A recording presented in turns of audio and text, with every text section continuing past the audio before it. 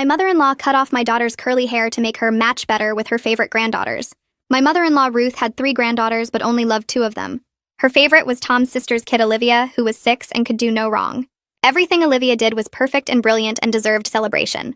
Next was Tom's brother's daughter Chloe, who was 4, and got the silver medal treatment with constant praise and expensive gifts. Then there was my daughter Zoe, who was 2 and got treated like she didn't exist. The favoritism started the day Zoe was born.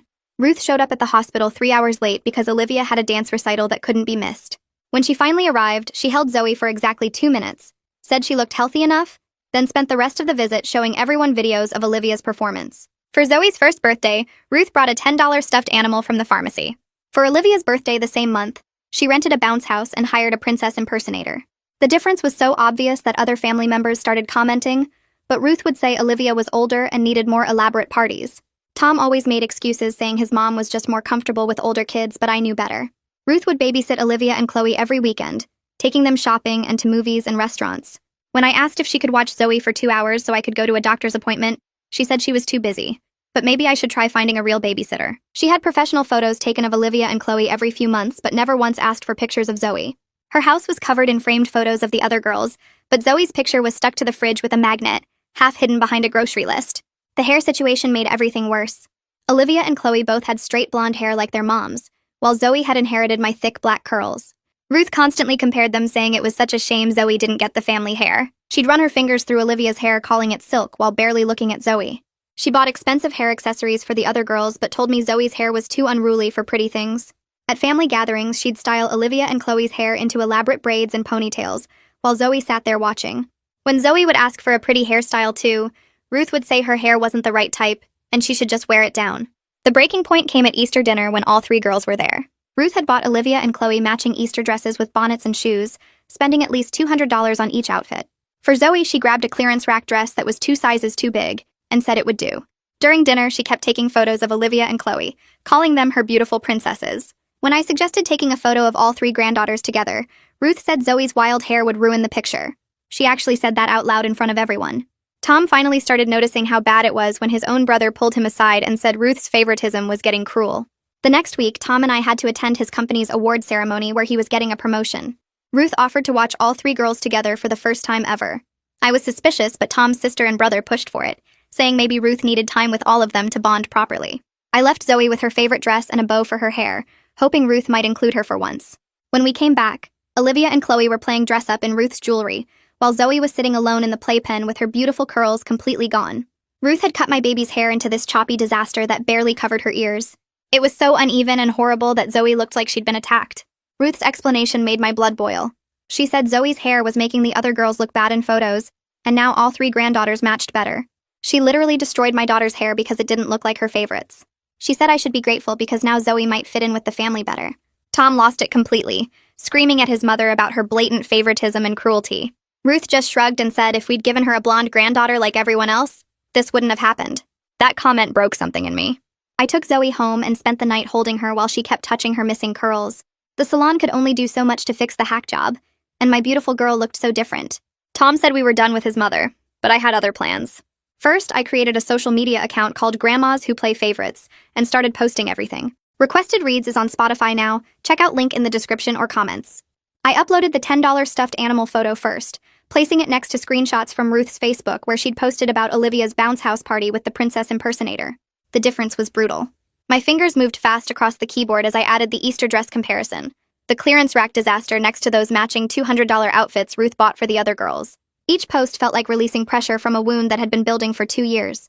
Within 20 minutes, 3 people commented with their own grandmother favoritism stories. Within 40 minutes, 12 more joined in. By the time an hour passed, my notifications wouldn't stop buzzing with messages from strangers saying they'd lived through the same thing, that their parents or in-laws had picked favorite grandchildren and destroyed family relationships over it. Tom sat on the couch beside me watching the screen fill with comments and shares. He didn't say anything about taking the post down or giving his mother another chance. His eyes kept moving toward Zoe's bedroom door where our baby slept with her butchered hair, and each time he looked, his jaw got tighter and his hands clenched harder against his knees. I posted the hospital story next, how Ruth showed up 3 hours late because Olivia's dance recital mattered more than meeting her newborn granddaughter. Someone commented asking if I was making it up because no grandmother could be that cruel, and I replied with the exact timestamps from that day, the texts Ruth sent saying she'd come after the recital finished. The validation from internet strangers shouldn't have mattered as much as it did, but after 2 years of Tom making excuses and family members staying silent, having people confirm that Ruth's behavior was wrong felt like breathing again. My phone started buzzing before sunrise with texts from extended family, asking if the social media account was really mine. Tom's phone lit up with messages from his sister and brother, his cousins, even his aunt who lived 2 states away. By the time I checked the account at 6 in the morning, it had 300 followers, and my haircutting post had been shared 40 times across different parenting groups and family drama forums. Camilla called at 7, demanding to know why we were airing private family business for the whole world to see, her voice sharp with anger. Tom told her their mother cut off a toddler's hair out of spite and asked what exactly should stay private about child abuse. Camilla went quiet for a second before insisting it wasn't abuse, just a bad decision. And couldn't we handle this like adults instead of blasting Ruth online? Tom asked where this adult conversation was supposed to happen, at the next family gathering where Ruth would ignore Zoe while fawning over Olivia and Chloe like always. Camilla hung up without answering. I called the best children's hairstylist in town and begged for an emergency appointment, explaining what happened in enough detail that she cleared her schedule for us. The stylist was a woman in her 50s with kind eyes who took one look at Zoe's head, and her expression went cold. She knelt down to Zoe's level and asked if she could fix her hair to make it pretty again, and Zoe nodded while touching the choppy ends near her ears. The woman worked carefully with her scissors, trying to even out Ruth's hack job into something that looked intentional instead of violent. She managed a pixie cut that was cute enough, but my baby's beautiful black curls were gone and wouldn't grow back for years. Zoe kept reaching up to touch her head during the haircut, her little fingers searching for the curls that used to bounce when she moved. When we got in the car to leave, she asked why Grandma made her hair go away, and I had to pull over 2 blocks from the salon because I couldn't see the road through my tears. Tom called his mother from our kitchen while I made lunch for Zoe, his voice flat and cold in a way I'd never heard before. He told Ruth she wasn't welcome in our home anymore and wouldn't see Zoe until she could explain why destroying a toddler's hair was acceptable behavior. Ruth's voice came through the speakerphone loud enough for me to hear from across the room, crying about how we were being cruel to her, how she was just trying to help Zoe fit in better with her cousins. Tom asked how cutting off a child's hair without permission helped anything, and Ruth said through her tears that now all 3 girls could match in photos, that Zoe's wild hair made the other girls look bad by comparison. The words hit me like a physical blow even though I'd heard them before. Tom told his mother she was sick and hung up while she was still talking. I posted Ruth's exact words about helping Zoe fit in better on the social media account, adding the before photos where all 3 girls stood together at Easter with their drastically different hair. The comments section exploded within minutes. People called out the racist undertones immediately, pointing out that Ruth clearly had a problem with Zoe's dark features and curly hair, that this wasn't about matching granddaughters, but about Ruth wanting Zoe to look white like the other girls. Someone linked articles about hair discrimination and how attacking a child's natural hair was a form of abuse that caused lasting psychological damage. Another person shared a story about their own grandmother who treated them differently because they didn't look like the rest of the family, and how 30 years later they still struggled with feeling unwanted. The post got shared 200 times in 3 hours. Camilla showed up at our house that afternoon without calling first, parking in our driveway and marching to the front door with her arms crossed. She started talking before I even fully opened the door, saying we were making Ruth look like a monster over a simple haircut, that family problems should stay private instead of being broadcast to strangers online. Tom came up behind me and told his sister that their mother literally said she wished we'd given her a blonde granddaughter, that Ruth's words, not ours. Camilla's face went pale and her arms dropped to her sides. She opened her mouth to argue, but nothing came out because she couldn't deny that sounded exactly like something Ruth would say. Tom asked if she remembered all the times Ruth compared the girls' hair, called Zoe's curls unruly and wild while praising Olivia's straight blonde hair as silk. Camilla looked at the floor and said she thought their mom was just being old-fashioned, but Tom said no, she was being racist and playing favorites, and they'd all ignored it long enough. The therapist's office had gentle lighting and toys scattered across a soft rug, the kind of space designed to make children feel safe. The therapist was younger than I expected, maybe early 30s, with a calm way of moving that put Zoe at ease within minutes. She played with Zoe using dolls and drawing while asking careful questions about family and feelings. After 30 minutes, she asked to speak with Tom and me privately, while Zoe played in the waiting room with a supervised aide. The therapist was gentle but direct, explaining that the haircutting combined with years of different treatment had already affected Zoe's self-image at just 2 years old. She said Zoe showed signs of understanding that she was less favored than her cousins, that she'd internalized the message that something about her wasn't good enough. The therapist recommended weekly sessions and absolutely no contact with Ruth until Zoe was much older and could process the rejection properly with professional support. She said forcing contact now would only reinforce Zoe's belief that she had to accept being treated as less than. I posted about the therapy recommendation that night without naming the professional or giving details that could identify her.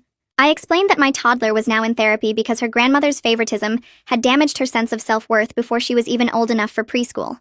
The account had grown to over 1,000 followers, and my post got picked up by 3 different local parenting groups, who shared it with warnings about grandparent favoritism. Comments flooded in from people sharing their own therapy stories.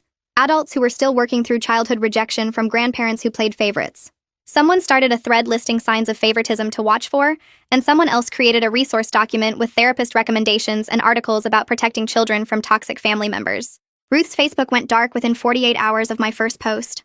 Her friends started commenting on her older posts asking about the allegations, wondering if the stories about her cutting a granddaughter's hair were true. Ruth deleted every comment and then deleted her entire social media presence, removing years of photos and posts in one sweep. Tom's brother Hank called on the 3rd day saying their mother was devastated and humiliated, asking, "Couldn't we please take down the posts and handle this privately like adults?" I told Hank that Ruth had years to handle this privately, while she showered his daughter with love and treated mine like an inconvenience. And now everyone got to see exactly what kind of grandmother she really was. Hank hung up on me, but I noticed he didn't actually defend his mother's behavior. The silence on his end before the click said more than any argument could have. I set my phone down and stared at it for a minute, waiting to see if he'd call back with some excuse about Ruth meaning well or being from a different generation. The phone stayed dark. Tom looked over from where he was cleaning up Zoe's dinner dishes and raised his eyebrows in question. I shook my head and he nodded, understanding passing between us without words. The next morning started the flood of messages from extended family. Tom's aunt sent a long text saying she'd always noticed Ruth treated the girls differently, but thought it wasn't her place to interfere with how Ruth chose to spend time with her grandchildren. Tom's uncle called that afternoon, admitting he'd felt uncomfortable watching Ruth fawn over Olivia, while barely acknowledging Zoe at family gatherings. His wife sent a separate message saying she'd mentioned it to Ruth once years ago, and got such a cold response that she never brought it up again. Each message followed the same pattern of confession and excuse. They saw it, they knew it was wrong, but they convinced themselves it wasn't their business, or that speaking up would just cause family drama. By the end of the 2nd day, 7 different relatives had reached out with variations of the same apology. Part of me felt good having my observations validated after Tom spent so long telling me I was being too sensitive about his mother's preferences. These people had watched Ruth shower Olivia with attention and gifts while treating Zoe like an afterthought, and now they were finally admitting they saw exactly what I saw. But the anger burned hotter than any satisfaction. Where were these people when Zoe sat alone at birthday parties while Ruth braided Olivia's hair? Where were they when Ruth brought expensive presents for 2 granddaughters and pharmacy toys for the 3rd? They watched my baby get rejected over and over and said nothing because keeping peace was more important than protecting a child. I responded to each message with the same basic reply. Thank you for reaching out, but validation now doesn't undo 2 years of Zoe learning she wasn't good enough for her own grandmother while your entire family watched it happen. 3 days after Hank hung up on me, Camilla called. Her voice sounded different this time, quieter and less defensive than when she'd shown up at our house angry about the social media posts. She asked if I had a few minutes to talk and I almost said no, but something in her tone made me stay on the line. Camilla started by saying she'd been doing a lot of thinking since seeing the posts and talking to Tom. She admitted she knew her mother treated Olivia better than the other girls, but had convinced herself it was because Olivia was the oldest and needed more attention. She said she told herself that Zoe would get the same treatment when she was older, that Ruth was just more comfortable with 6-year-olds than toddlers. I listened without interrupting, letting her work through her confession. Then Camilla said something that surprised me. She apologized for not speaking up sooner and said she'd been thinking about all the times she accepted expensive gifts for her daughter, while Zoe got nothing. She mentioned the Easter dresses specifically, remembering how she'd thanked Ruth for the $200 outfit while watching me try to adjust the clearance dress that was too big for Zoe. Camilla said she felt sick thinking about how many times she'd let that kind of thing happen, without questioning why Ruth treated the girls so differently. Her voice cracked when she talked about the haircutting, saying she couldn't stop imagining how scared Zoe must have been sitting there while Ruth destroyed her curls. She asked if there was anything she could do now to help make things right. I told her the truth. Recognizing the problem now doesn't erase the damage, and Zoe would be dealing with this rejection for years according to her therapist. But I also said that speaking up going forward would matter, that if Camilla really wanted to help, she could start refusing Ruth's favoritism toward Olivia, and insisting all 3 girls be treated the same. That conversation gave me the idea for my next social media post. I sat down that night after Zoe went to bed and wrote about silent witnesses, about family members who watch favoritism happen, and convinced themselves it's not their place to intervene. I wrote about how every adult who stayed quiet while Ruth were excluded, Zoe taught my daughter that her mistreatment was acceptable and normal. I explained that calling out favoritism isn't causing drama, it's protecting children from emotional abuse that will affect them for life. The post went up around 10 at night, and by morning it had 200 comments. Person after person shared stories about being the unfavored grandchild, while aunts and uncles and cousins watched and said nothing. Someone wrote about how their grandmother openly preferred their brother, and the whole family just acted like that was normal, until the poster cut contact as an adult. Another person described watching their own child be excluded by grandparents, while their siblings' kids got special treatment, and how hard it was to finally speak up after years of keeping quiet. The comments section turned into this massive support group of people who'd experienced or witnessed favoritism, all agreeing that silence from other family members made the rejection so much worse. 2 days later, Tom came home from work looking tense. He said his father had called, which was unusual since his parents divorced 10 years ago and rarely communicated except about major family events. Ruth had apparently reached out to her ex-husband asking him to intervene on her behalf. Tom's father wanted to talk to him about giving Ruth a chance to apologize properly. Tom asked his dad what Ruth had said about the situation, and his father admitted Ruth told him we were overreacting to a simple haircut and turning the family against her over nothing. Tom asked if Ruth had mentioned the years of favoritism or the fact that she'd said she wished we'd given her a blonde granddaughter. His father went quiet for a minute, then said Ruth had left those parts out of her version. Tom told his dad the whole story, including Ruth's comment about Zoe's hair making the other girls look bad in photos. His father listened and then said he believed Ruth was genuinely sorry and wanted to make things right. Tom asked the critical question. Did Ruth understand why what she did was wrong, or was she just sorry about the consequences? His father hesitated too long before admitting that Ruth still seemed to think we were blowing things out of proportion. That answer told us everything we needed to know about whether Ruth had actually changed her thinking. 2 weeks after the haircutting incident, Zoe started having nightmares. She'd wake up crying in the middle of the night, and when I'd go to comfort her, she'd ask why Grandma didn't like her hair. During the day, she started getting anxious whenever we mentioned family events or gatherings. We had a birthday party invitation for Tom's cousin, and when I told Zoe we were going to see family, she immediately asked if Grandma Ruth would be there. When I said no, she visibly relaxed. I called Zoe's therapist and described the new behaviors. The therapist asked me to bring Zoe in for an extra session that week. After working with Zoe using dolls and drawing, the therapist explained this was a normal trauma response for a child who'd experienced repeated rejection. She said Zoe had connected family gatherings with feeling excluded and hurt, and now her brain was trying to protect her by creating anxiety around those situations. The nightmares were Zoe's mind processing the fear and confusion of having someone she trusted hurt her.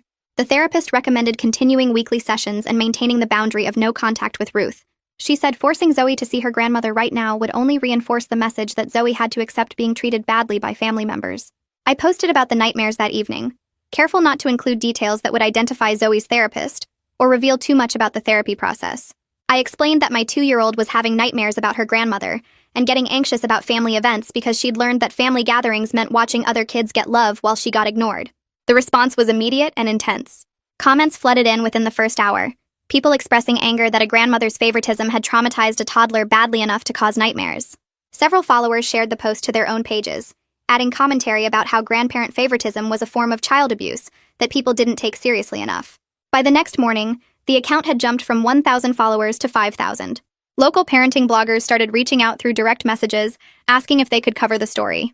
A few small news sites that focused on family issues sent requests for interviews. The attention was bigger than I'd expected when I first created the account, but it felt right that people were finally taking this seriously. Tom and I talked about the interview requests over coffee while Zoe played in the next room. Part of me wanted to do a formal interview and really blast Ruth's behavior into the public eye, but Tom worried that too much media attention might backfire and make us look like we were just trying to hurt his mother rather than protect our daughter. We decided against the formal interviews, but I did write a detailed post explaining the complete history of Ruth's favoritism. I included specific examples with dates, like Ruth showing up 3 hours late to the hospital when Zoe was born because of Olivia's dance recital. I wrote about the $10 pharmacy stuffed animal for Zoe's first birthday versus the bounce house and princess impersonator for Olivia's party the same month. I listed every time Ruth had refused to babysit Zoe while taking Olivia and Chloe every weekend. I described Ruth's house covered in professional photos of 2 granddaughters, while Zoe's picture was hidden behind a grocery list on the fridge. I explained the hair comments, the expensive accessories for the other girls, the Easter dresses, and I ended with Ruth's own words about wishing we'd given her a blonde granddaughter, and her explanation that Zoe's hair made the other girls look bad in photos. The post was long and detailed, and I hit publish before I could second-guess myself. Within hours, it had been shared across multiple local parenting groups and community pages. People I'd never met were commenting that they'd seen Ruth around town and always thought she seemed like such a nice grandmother. Others said they'd witnessed some of these incidents at family gatherings or community events and hadn't realized how bad the full pattern was. The post went viral within our local community, spreading through neighborhood groups and school parent organizations. People started recognizing Ruth at the grocery store and the pharmacy. Hank called Tom 2 days after that detailed post went up. He was mad, his voice loud enough that I could hear him from across the room even though Tom didn't have him on speaker. Someone had confronted Ruth at the pharmacy, asking her directly if she was the grandmother who'd cut off her granddaughter's hair out of favoritism. Ruth had apparently broken down crying right there in the pharmacy aisle and come home so upset she couldn't stop shaking. Hank wanted to know how we could be okay with strangers harassing his mother in public over family business. Tom let his brother rant for a minute before responding in this calm, cold voice that I'd never heard him use before. He told Hank that public shame was a natural consequence of Ruth's actions. He said maybe their mother should have thought about her reputation in the community before she cut off a toddler's hair because it didn't match her favorite granddaughters. He pointed out that Ruth had spent 2 years publicly favoring Olivia and Chloe at family events and gatherings where other people could see, so she'd already made her behavior public long before I posted about it. Hank tried to argue that what happened in the family should stay in the family, and Tom asked him when exactly the family had planned to address Ruth's treatment of Zoe if we'd kept quiet. Hank didn't have an answer for that. Camilla reached out the next day asking if we could meet for coffee without the kids. I almost said no because I was tired of family members wanting to process their feelings about Ruth's behavior, while my daughter was in therapy dealing with the actual damage. But Camilla had been the only one to really apologize, so I agreed to meet her at a coffee shop near my house. She was already there when I arrived, sitting at a corner table looking like she hadn't slept well. When I sat down, she started crying before I could even order my coffee. She talked about all the times she'd accepted her mother's favoritism as normal, how she'd felt proud that Olivia was Ruth's favorite, and never questioned why that meant Zoe had to be excluded. She admitted she'd felt superior having the favorite grandchild, like it meant she was doing something right as a parent that Tom and I weren't. She said she'd convinced herself that Ruth's constant praise and expensive gifts for Olivia were just because they had a special bond, not because Ruth had a problem with Zoe's appearance. Camilla cried harder when she talked about the hair, saying she kept thinking about how Zoe must have felt sitting there watching Ruth cut away her curls. She said she'd been looking back through photos from family events and could see Zoe's face in the background of pictures, always watching Olivia and Chloe get attention while she sat alone.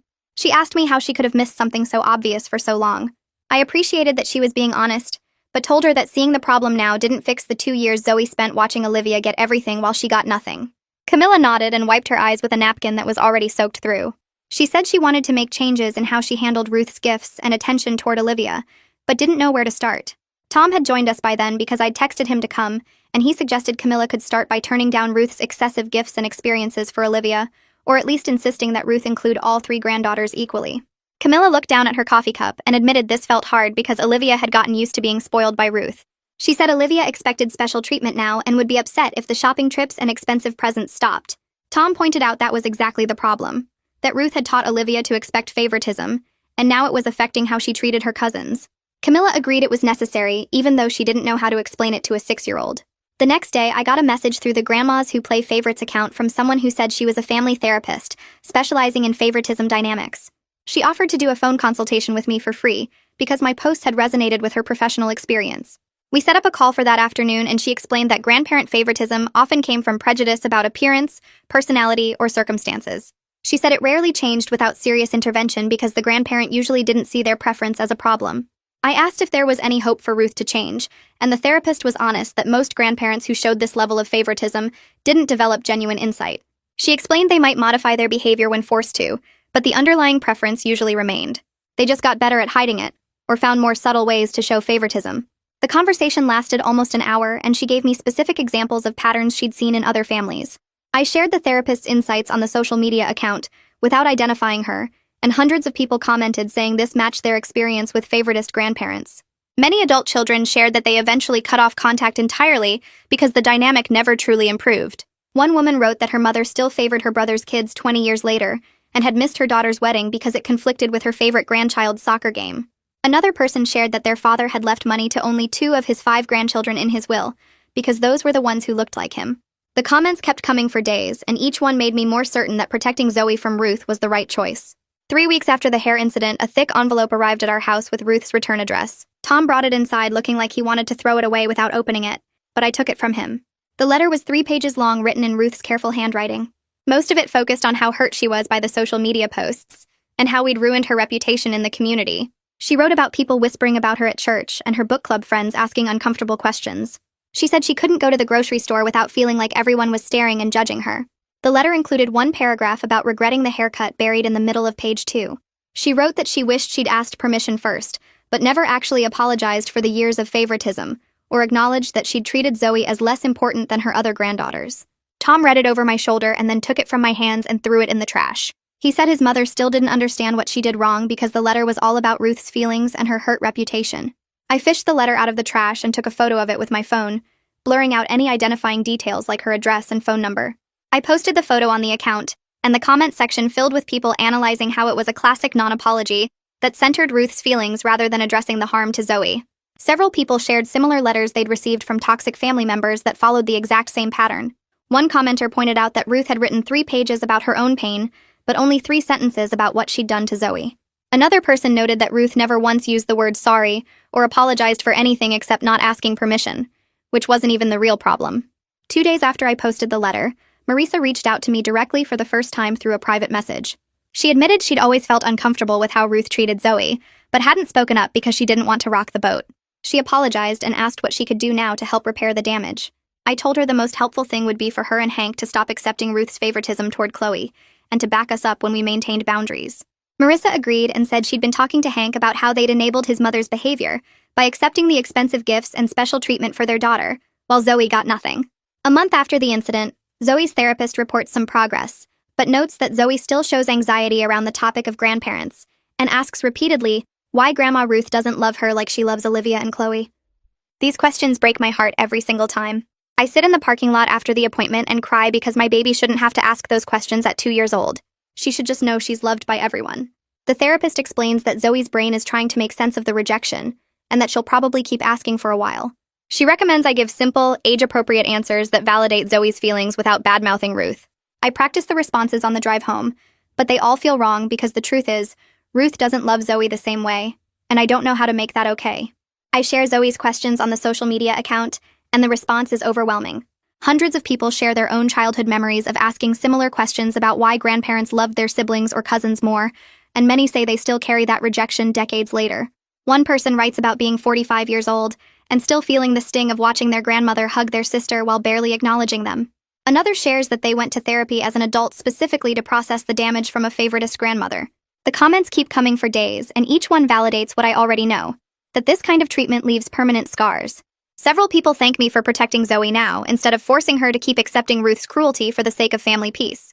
They say they wish their parents had done the same. Tom's aunt reaches out saying she wants to organize a family meeting to address Ruth's behavior, but Tom and I refuse to participate unless Ruth first acknowledges the full extent of her favoritism in writing. We're done with family meetings where everyone pressures us to forgive and move on. Tom's aunt sounds frustrated when he explains our position, but he holds firm. He tells her that his mother needs to demonstrate real understanding before we'll sit in a room with her. His aunt argues that Ruth is too proud to write something like that, and maybe we could compromise by having a mediator present. Tom says no compromise, Ruth writes it or we don't come. His aunt hangs up saying we're being unreasonable, but Tom just shrugs. He's learned that protecting Zoe matters more than keeping his extended family comfortable. Ruth apparently hears about our conditions for a family meeting and sends another letter. This one's slightly better, but still focused mostly on her intentions rather than her impact. She claims she never meant to hurt Zoe and loves all her granddaughters equally, which is such an obvious lie that Tom doesn't even finish reading it. He gets to the part where she says she loves them equally, and throws the letter across the kitchen. I pick it up and read the rest, where Ruth explains that she just has different relationships with each girl based on their personalities. She writes that Olivia is easier to connect with because she's older, and Chloe is more affectionate. She never once mentions that the real difference is their blonde hair, and how they look like the family she wanted. The letter ends with Ruth asking when she can see Zoe again, because she misses her granddaughter. Tom takes the letter and writes across the top in red marker that Ruth is still lying and sends it back to her. 5 weeks after the haircutting, the social media account has 10,000 followers, and I'm getting messages daily from people thanking me for speaking up about grandparent favoritism. Several people say the account helped them recognize similar dynamics in their own families and set better boundaries. One mother writes that she finally told her mother-in-law she couldn't babysit anymore after seeing my posts, because she realized the preferential treatment was damaging her younger son. Another person shares that they cut off contact with their father completely after reading about Zoe, because they recognize the same pattern with their own kids. The messages make me feel less alone, but also sad that so many families deal with this poison. I start a discussion thread asking people how they handled favoritist grandparents, and the responses fill up with practical advice and warnings about what doesn't work. Camilla takes a major step by telling Ruth that she won't accept any more expensive gifts or special experiences for Olivia, unless Ruth provides exactly the same for all 3 granddaughters. Ruth apparently cries and says Camilla is punishing her, but Camilla holds firm. She calls me afterward to tell me about the conversation, and her voice shakes when she describes Ruth's reaction. Ruth accused her of being ungrateful, and said she was just trying to be a good grandmother to Olivia. Camilla told her that being a good grandmother means treating all the grandchildren fairly, and Ruth started crying harder. Camilla says she almost gave in, but then thought about Zoe sitting alone in that playpen with her butchered hair, and stayed strong. Ruth ended the call by saying Camilla was breaking her heart.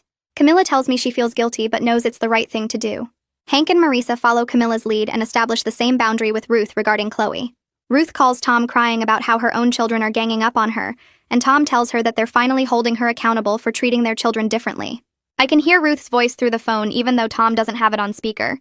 She's wailing about how nobody understands her and everyone is being cruel.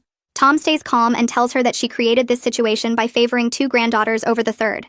Ruth screams that she never did any such thing, and Tom hangs up on her. He sits on the couch afterward looking exhausted and says he never thought his siblings would actually back us up. I tell him they're doing it for their kids as much as for Zoe, because Ruth's favoritism was teaching all 3 girls terrible lessons. 6 weeks after the incident, Ruth asks through Tom's aunt if she can see Zoe for a supervised visit with us present. Tom and I discuss it with Zoe's therapist, who says it's too soon, and that Zoe needs more time to heal before facing her grandmother again. The therapist explains that Zoe is just starting to feel secure and safe, and seeing Ruth could undo that progress. She recommends waiting at least another month and then reassessing based on Zoe's continued therapy work. Tom calls his aunt back and relays the therapist's recommendation. His aunt sighs and says Ruth is going to be devastated, but she understands. She asks if there's anything Ruth can do to speed up the process, and Tom says no. Zoe's healing happens on Zoe's timeline, not Ruth's. I post about Ruth's request for contact and the therapist's recommendation to wait, and the comments overwhelmingly support protecting Zoe's healing process over Ruth's desire for access. Many people share that they wish their parents had protected them from favoritist grandparents instead of forcing contact. One person writes about being made to hug a grandmother who openly preferred their brother and how violated that made them feel. Another shares that their parents kept pushing reconciliation until they were old enough to refuse contact themselves. The validation from strangers helps when Tom's extended family starts texting, asking if we're being too harsh. I screenshot some of the comments and send them to the family group chat without additional comment. 2 months after the haircutting, we attend a family birthday party for Tom's cousin with Zoe, but Ruth is not invited per our request. Several family members comment on how much happier and more confident Zoe seems without Ruth's presence creating anxiety. Tom's uncle pulls me aside and says Zoe is like a different kid, playing with the other children and laughing instead of clinging to my leg. He admits he didn't realize how much Ruth's treatment was affecting her until he saw the difference. Zoe runs around the backyard with her cousins and asks me twice if Grandma Ruth is coming. When I tell her no, she visibly relaxes and goes back to playing. Tom watches her and his eyes get wet.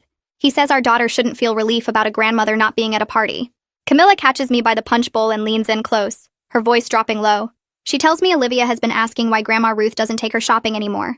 Camilla had to explain that Grandma made some mistakes and needs to treat all the cousins fairly.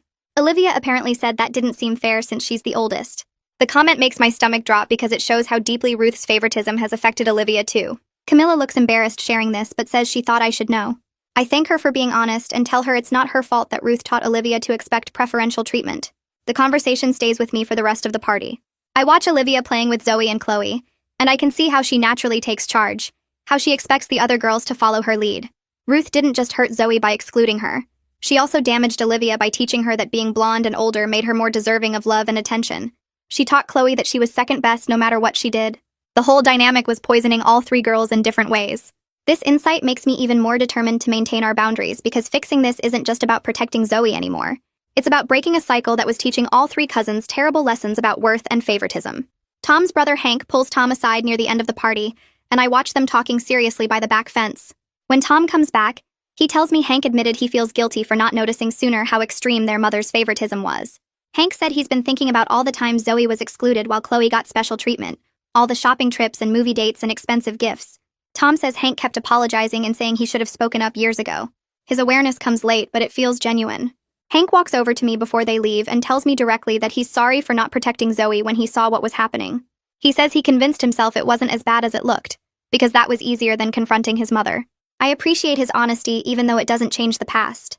At least now both Tom's siblings are finally seeing the damage Ruth caused and taking responsibility for their part in enabling it.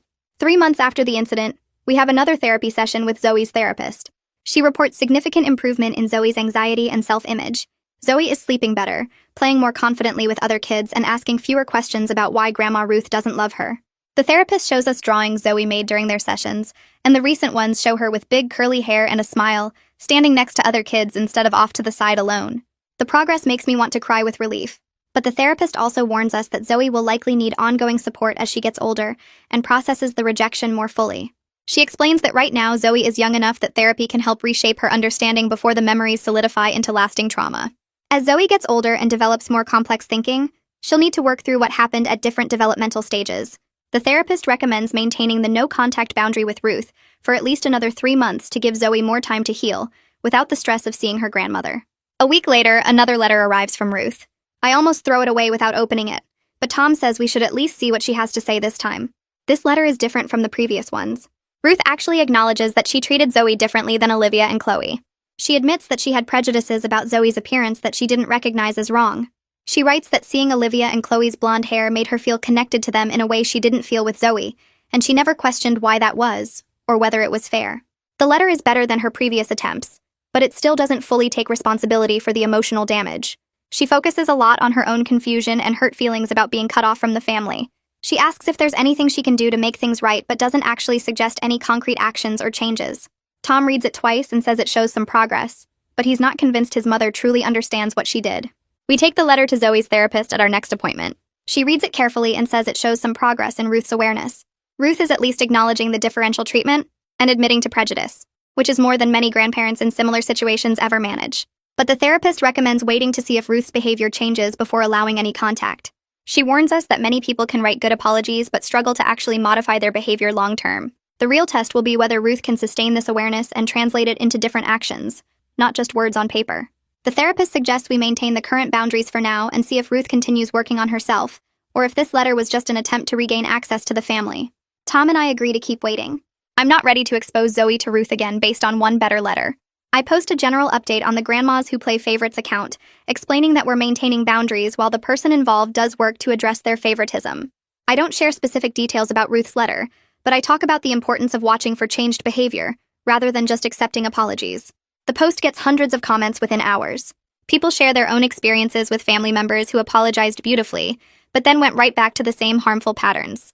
Others talk about the pressure they faced to forgive and reconnect before the person had actually changed. Several commenters thank me for prioritizing my daughter's well-being over family pressure to keep the peace. One woman writes that she wishes her parents had protected her this way, instead of forcing her to keep seeing a grandmother who favored her brother. Reading these comments reminds me why I started the account in the first place. 4 months after the haircutting, Tom gets a call from his aunt saying the family held a meeting without us present. She tells Tom they confronted Ruth about her pattern of favoritism and the damage it caused to all 3 granddaughters. According to his aunt, Ruth finally broke down and admitted she was wrong. She cried and said she never meant to hurt anyone, but she realizes now that her actions did cause harm. Tom's aunt sounds hopeful on the phone, like this breakthrough means everything can go back to normal soon. But then she mentions that Ruth is struggling to understand why her preference for blonde hair became such a problem. She apparently kept asking why it mattered that she connected more easily with Olivia and Chloe, why she couldn't just be closer to some grandchildren than others. Tom's aunt tried to explain, but Ruth didn't seem to fully grasp it. Tom thanks his aunt for the update but tells her we're not ready to reconnect yet. The fact that Ruth still doesn't fully grasp why favoring children based on appearance is harmful tells me she has a long way to go. Tom agrees when we talk about it that night. He says his mother might never completely understand because she'd have to confront some ugly truths about herself and her values. We decide to maintain the no-contact boundary for now while Ruth works with her own therapist. Tom says his aunt mentioned that the family is insisting Ruth get professional help, which is more than I expected from them. At least they're not just sweeping this under the rug anymore. 2 weeks later, Camilla calls with more news. She tells me Ruth has started therapy at the family's insistence. Her therapist is apparently working with her on understanding implicit bias and how her preferences hurt Zoe. Camilla says Ruth has been going twice a week and actually doing the homework her therapist assigns. She's been journaling about her feelings and reactions to the different granddaughters and trying to identify where her prejudices came from. This is more progress than I expected, but I remain cautious about whether Ruth can truly change. Camilla admits she's skeptical too, but says it's at least something. I tell Camilla I appreciate her keeping us updated, and that we'll consider contact again if Ruth shows sustained change over several more months. For now, protecting Zoe has to come first. 5 months after the haircutting, I held Zoe in front of the bathroom mirror while she touched the little spiral curls growing back around her ears. She kept giggling and pulling them straight to watch them bounce back into shape. The pixie cut had finally grown out enough that her natural texture was returning, thick and beautiful just like before Ruth destroyed it. Zoe pointed at her reflection and said her hair was getting pretty again, and I had to blink back tears because for months she'd been saying her hair was ugly. The therapist called this progress during our next session, explaining that Zoe was starting to reclaim her self-image after Ruth's attack. She said children Zoe's age form their sense of beauty from how adults treat them, and the fact that Zoe could feel excited about her curls again meant she was healing from the message that her natural hair made her less worthy. I took a photo of Zoe's growing curls that afternoon, carefully angling it so her face stayed hidden, but the beautiful spirals showed clearly against my hand. I posted it to the Grandmas Who Play Favorites account with a caption about small victories and reclaiming what was almost destroyed. Within an hour, the post had 2,000 likes and hundreds of comments celebrating Zoe's hair coming back. People wrote that they hoped Ruth saw the post and understood what she'd tried to take away. Someone commented that Zoe's curls looked like they were growing back even more beautiful than before, like her hair was making a statement. Others shared their own photos of children's hair growing back after similar incidents, creating this whole thread of recovery and resilience. The support felt overwhelming in the best way. All these strangers genuinely caring about my daughter's healing. Tom got a call from Camilla 3 days later while we were eating dinner. He stepped into the other room to talk, but I could hear his surprised tone through the wall. When he came back, he sat down slowly and told me Ruth had apparently been doing her therapy homework consistently for weeks now. Camilla said Ruth's therapist had her journaling about each granddaughter and identifying where her different feelings came from, and Ruth was starting to understand that her favoritism wasn't just preference, but actual emotional abuse toward Zoe. Tom looked skeptical saying it, like he wanted to believe his mother could change but didn't trust it yet. Camilla had also mentioned that Ruth asked if she could write another letter taking full responsibility this time, not just apologizing for the haircut, but acknowledging the entire pattern of favoritism.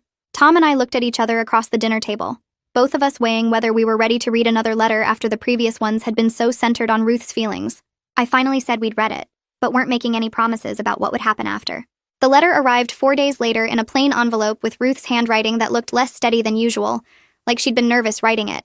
I made Tom read it first while I finished putting Zoe to bed, needing him to tell me if it was worth my time or just more excuses. He came into Zoe's room 20 minutes later with the letter in his hand and said I should read it, that it was different from the others. I sat on the couch and opened the 2 pages of Ruth's handwriting, immediately noticing that she'd crossed out and rewritten several sentences like she'd struggled with getting the words right. The letter started by naming what she'd done as wrong without any qualifications or excuses. Ruth wrote that she had treated Zoe as less important than her other granddaughters because of Zoe's appearance, and that this was racism and favoritism and emotional abuse. She didn't say she hadn't meant to hurt anyone or that her intentions were good. She just said she was wrong, and that she'd damaged her relationship with her granddaughter in ways that might never fully heal. The second page outlined specific changes Ruth said she was committed to making, like examining her reactions to the girls before speaking and catching herself when she started to compare them. She wrote that she understood we had no reason to trust her, and that she needed to earn back trust through consistent changed behavior over a long period of time. The letter ended without asking for forgiveness or requesting contact, just saying she understood she'd broken something that might not be fixable, and that she accepted responsibility for that. I read it twice looking for the usual self-centered language or victim mentality but couldn't find it. Tom sat next to me and asked what I thought, and I said it was better, but that words on paper didn't mean Ruth had actually changed how she felt about Zoe. We decided to show the letter to Zoe's therapist at our next appointment to get her professional opinion on whether it showed real progress or just better apologizing skills. The therapist read Ruth's letter carefully during our session, while Zoe played with toys in the corner, then looked up and said it showed genuine progress in Ruth's understanding of her behavior. She explained that most people who show this level of favoritism never reach the point of naming it as abuse or acknowledging harm without centering their own feelings. The therapist said we could consider a very brief supervised visit in a neutral location if we felt ready, emphasizing the if and the supervised and the brief. Tom and I talked about it in the car on the way home, both of us feeling torn between protecting Zoe and wondering if Ruth had actually done enough work to deserve a chance. I said I wanted to wait another month to see if Ruth maintained this new awareness or if it was just temporary guilt. Tom agreed immediately, saying his mother had a pattern of seeming to understand something and then reverting to old behavior when the pressure was off. We told Camilla our decision, and she said she'd let Ruth know, adding that Ruth had expected us to need more time and hadn't pushed for immediate contact. 6 months after Ruth cut Zoe's hair, we finally agreed to a 30-minute supervised meeting at a public park with the understanding that we'd leave immediately if anything felt wrong. Tom called his sister and brother to arrange it, asking them to bring Olivia and Chloe so Ruth would have to demonstrate treating all 3 girls equally right from the start. Camilla said she'd been waiting for us to be ready for this, and had already talked to Ruth about appropriate behavior. The morning of the meeting, I dressed Zoe in her favorite purple shirt and put a clip in her growing curls, wanting her to feel pretty and confident. Tom kept checking his watch during the drive to the park, clearly nervous about seeing his mother for the first time in half a year. We arrived early and sat on a bench where we could see the parking lot, watching for Ruth's car. She pulled in exactly on time with Camilla's van right behind her, and I felt my whole body tense watching Ruth get out and walk toward the playground.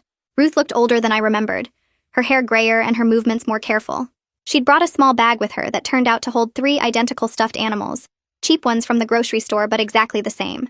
When the girls ran up, Ruth knelt down to their level instead of just bending over, and she spoke to all 3 of them before singling anyone out. She told Zoe her curls looked beautiful, and asked about her favorite color without mentioning Olivia or Chloe's hair at all.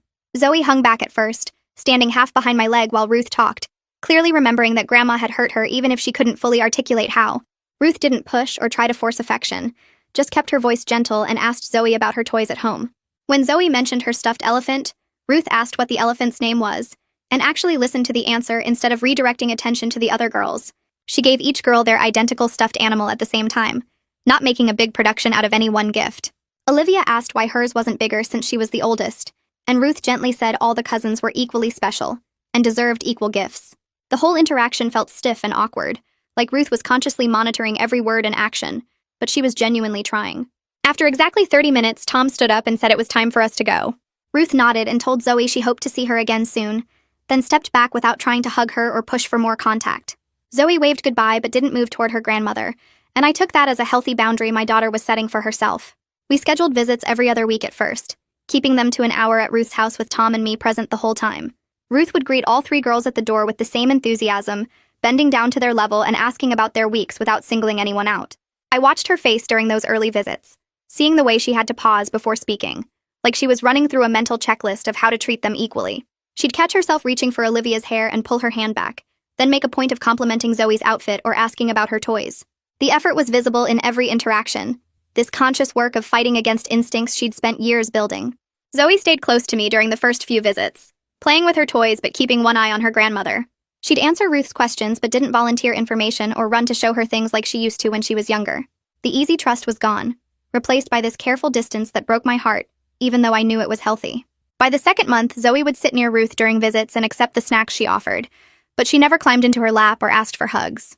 Ruth noticed this shift, and I could see the pain in her eyes when Zoe chose to sit between me and Tom instead of next to her grandmother. But she didn't push or try to force affection. Tom talked to his sister every few weeks, getting updates on how the new family dynamic was affecting everyone. Camilla called one afternoon while I was making dinner and asked if she could stop by to talk.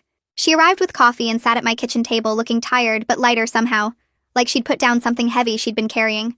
She told me that Olivia had thrown a tantrum last month when Ruth gave her the same birthday present as Chloe, a regular art set instead of the elaborate craft station she'd gotten the year before. Camilla had let her cry it out, and then explained that Grandma was learning to treat all her granddaughters the same, and that Olivia wasn't more special than her cousins just because she was older. The conversation had been hard, but Olivia seemed to understand, and over the past few weeks she'd started asking to play with Zoe and Chloe more, instead of expecting them to watch her have special experiences. Camilla said Olivia had even shared her favorite doll with Chloe last week, without being asked, something she never would have done before when she saw herself as Ruth's chosen one. The shift was hard for Olivia in some ways, losing that special status she'd grown used to, but Camilla could see her daughter developing real empathy instead of the entitled attitude that had been growing. She said all 3 girls seemed more relaxed at family gatherings now, playing together instead of Olivia performing for Ruth while the others watched. 8 months after Ruth cut Zoe's hair, I sat in the therapist's office for our regular check-in without Zoe present. The therapist pulled out her notes and told me that Zoe had made excellent progress in processing the rejection and rebuilding her self-image.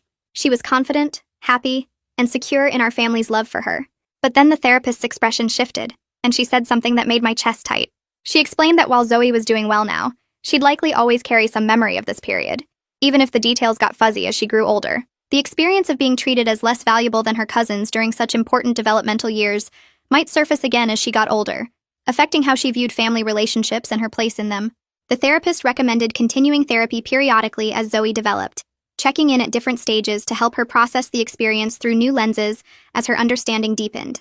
I posted an update on the Grandmas Who Play Favorites account that evening, sharing resources about childhood favoritism and its long-term effects. The account had become something bigger than just my story, a place where people dealing with similar situations could find support and validation.